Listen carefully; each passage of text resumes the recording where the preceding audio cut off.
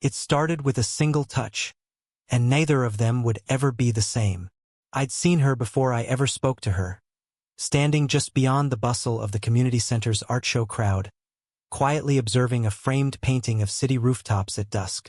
The warm light from overhead lamps softened the edges of the canvas, likewise illuminating her features. A calm expression, thoughtful eyes that seemed to trace stories in the brushstrokes. She stood alone, shoulders relaxed but poised, exuding a quiet confidence that made me suddenly aware of the creak in the wooden floor, the distant hum of chatter, the low buzz of the projector's cycling slides. I had come volunteering, offering to help hand out brochures to newcomers. I didn't expect anything more than routine, until, that is, she stepped forward for one. Our fingers met just as she reached out. It was accidental, unplanned. The paper was thin, its edges crisp under her fingers, but in that moment, I felt the warmth of her palm as our skin brushed. A gentle pulse of electricity passed up my arm, subtle yet undeniable.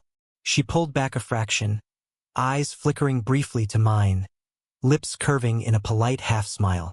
She didn't ask for the brochure, not immediately. Instead, she offered a soft question. "Is this your first time volunteering here?" Her voice was calm, kind, carrying the slight hush of someone used to observation rather than performance. I stumbled into my answer. My voice wasn't steady. I tried to mask it with casual confidence. The air between us seemed to shift. The heat of her touch lingered like a trace of perfume in a room after someone left, and I realized I was suddenly hyper-aware.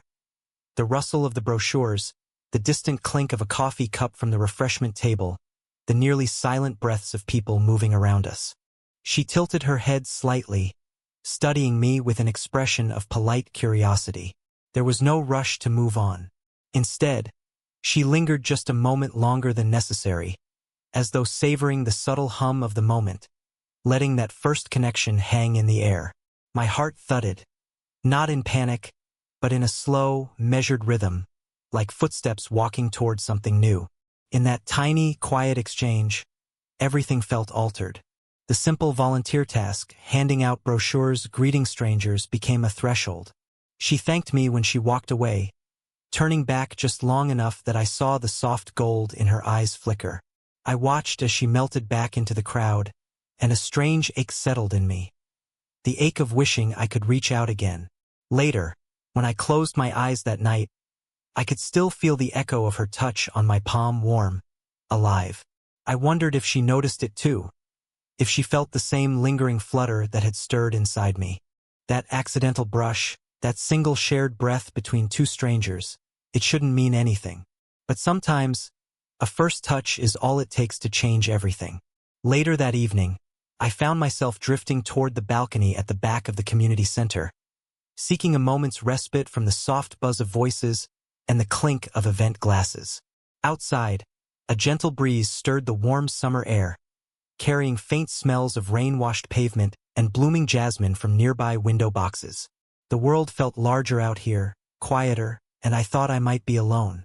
But then I saw her there, leaning against the railing, shoulders slightly turned toward the street, her silhouette outlined by the golden glow of a distant street lamp.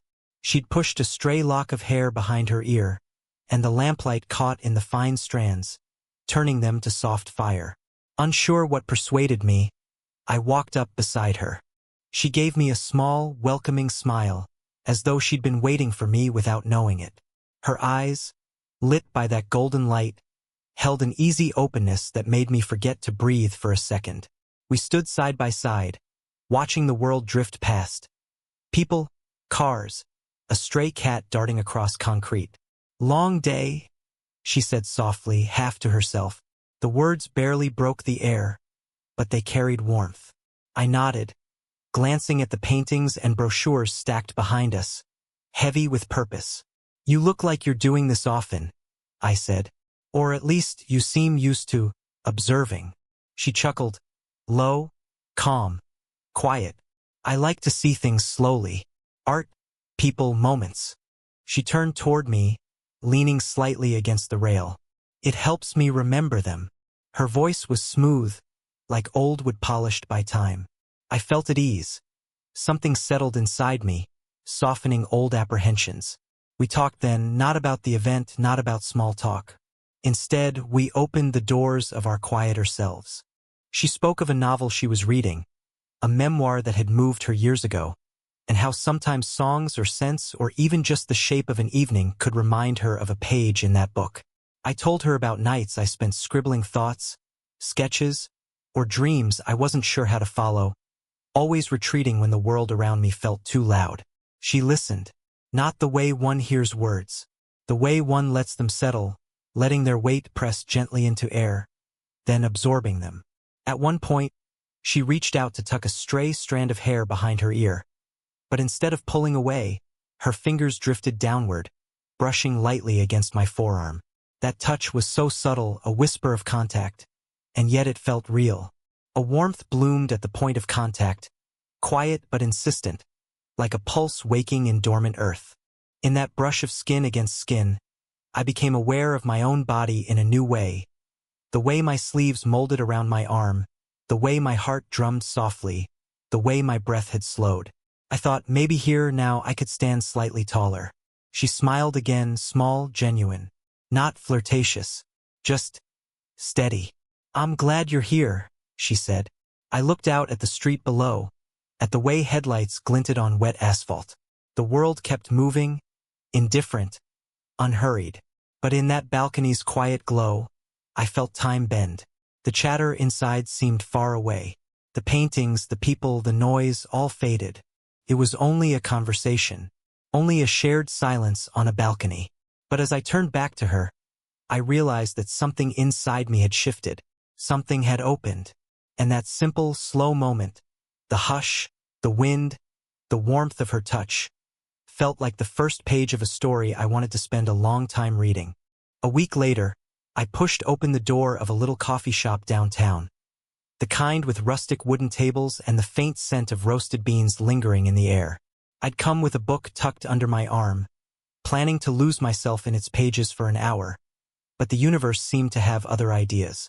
Behind the counter I heard a soft laugh, the same kind of quiet, calm laugh I remembered, and spotted her pouring a latte for someone. She looked up for a moment, saw me, and her eyes widened ever so slightly. For a heartbeat I thought I had imagined it. Then she set down the cup and gave me a warm, gentle nod, inviting me over as though she'd been waiting. I slid into a chair across from her. The hum of espresso machines and the soft clink of spoons felt distant, like background noise to something more important. She pushed her cup toward me, not in a brusque "here, take it," but in a small, thoughtful gesture. The rim of the saucer came to rest near my side of the table, as if giving me room, giving me permission. We talked, not about art or events or volunteer work, but about life. She told me about the book she was reading this week, a memoir she just borrowed. Her voice was calm and steady, but underneath I sensed a flicker of emotion, a softness. I mentioned I was trying to write more, sketching notes for ideas I wasn't sure would ever become real. Her eyes softened. She reached out, half consciously, half instinctively, and her fingertips brushed mine across the table. It was light, almost too gentle to register, but for me it was something entirely loud and real. A warmth crept along my skin where we touched, subtle yet undeniable. She didn't pull away. Instead, her fingers lingered a moment longer before settling, as though she was anchoring herself to the present, to me. I noticed the scent of her perfume then. Something clean, slightly floral, with a faint trace of old books and coffee. The smell settled around me, soft and grounding. A sensory imprint I didn't want to shake off. Our conversation drifted into pauses, comfortable silences where the world shrank to the table between us, the steam rising from their cups, the low drip of rain against the window pane. Outside, pedestrians passed by with umbrellas, the muted sound of traffic in the background. But inside, everything felt hushed, intimate. She spoke about uncertainty in life, about moments where we cling to small certainties just to get by. I shared my doubts. My dreams felt fragile, as though one careless word could shatter them. She listened, really listened. Her gaze never wavered. When I blinked, it felt like she waited. When I hesitated, she didn't rush me. Then she laughed softly at something trivial I said. The sound was easy, unforced, the kind that reaches your chest and stays there. In that laugh I heard acceptance. She touched her mug again, and this time our hands met. Not a fleeting brush, but resting palm to palm over the table. Her fingertips curved slightly, as though seeking the lines on my skin. It wasn't romantic in an overt way. It was quieter, deeper. A promise, a question, a possibility. When I left the coffee shop that day, I stepped into the drizzle and let the raindrops kiss my face. The city lights blurred, but inside me, something felt sharply clear. I realized running into her again was no coincidence. Felt like fate teasing its next move, inviting something new, something slow, something real. And I found I was no longer afraid of the invitation. That night I walked her to her car under a sky half veiled by clouds, the street lamps casting soft halos of light on damp pavement. The distant hum of traffic felt far away, as if the city had paused just for a moment. I handed her a folder of papers she'd forgotten inside the building, and for a second our fingers lingered near the edge before she took it. She paused. Her hand didn't quite close around the folder, just rested on its surface, and she stood there, quiet. I noticed the way her shoulders dipped slightly, as though weighed down by something heavier than a stack of papers. The glow from the lamp caught a few soft strands of hair at her temple, highlighting the faint crease between her brows. She exhaled slowly. I don't know, she said, voice low and a little unsteady. I'm not sure what to make of this. Her free hand absently traced the folder's spine. It was the first time I heard uncertainty. Not in her words, but in the tilt of her head, in the slack of her posture. I waited.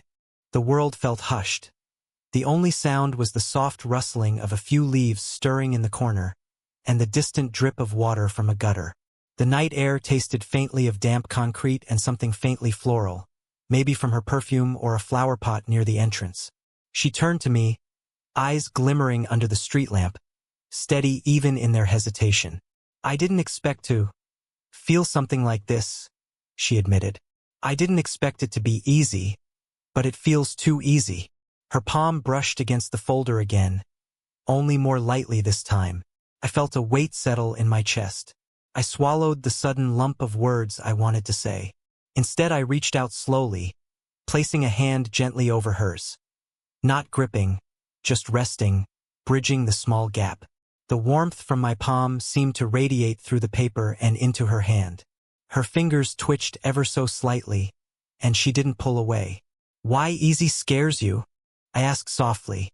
My own voice sounded foreign in the quiet.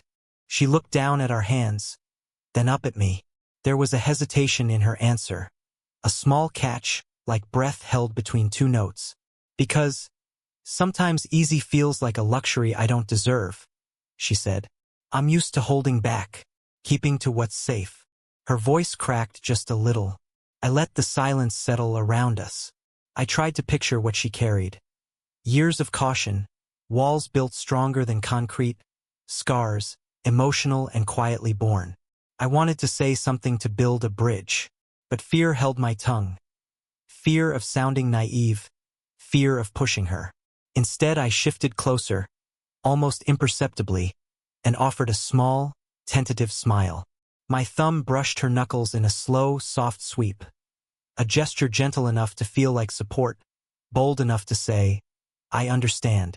She exhaled, a soft sound that seemed to fold the night in half. Her shoulders dropped a little more, tension melting from them as though water pooling on stone. Maybe, she whispered, maybe I'm ready to try. We stood there for a moment longer, under the halo of the lamp, two silhouettes on wet pavement, hearts racing quietly in the hush.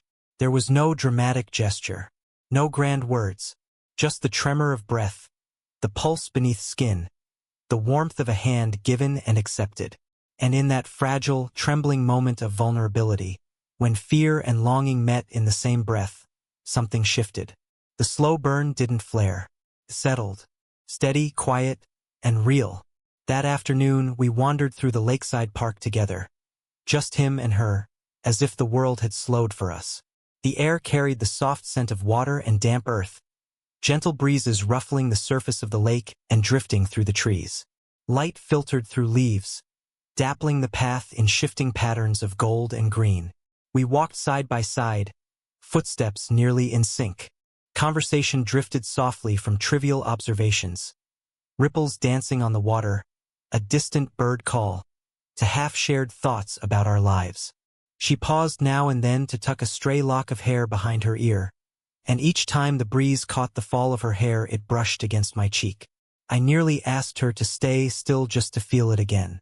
At one point, she laughed at something I said. The sound was easy, not forced, not dramatic, and when she turned toward me, her smile softened. For a moment, the distance between us felt suspended. I saw in her expression a kind of gentle warmth that reached past simple friendliness. She reached across the small space between us and raised a hand as if to adjust the collar of my jacket. A tiny, thoughtful motion. My pulse clenched as her fingers brushed the skin at the base of my neck. The contact was feather-light, almost accidental. But in that instant I felt it. A slow, spreading heat that settled deep inside me, like embers glowing after a fire has died to ash. Time seemed to stretch. The birdsong, the rustle of leaves, the quiet ripple of water, all faded to the background, as if the entire world had narrowed down to her fingertips and the rapid beat of my heart. I opened my mouth to say something, maybe to tell her how those few seconds felt like the rest of the world was waiting. But the words got stuck. I hesitated. My throat tightened.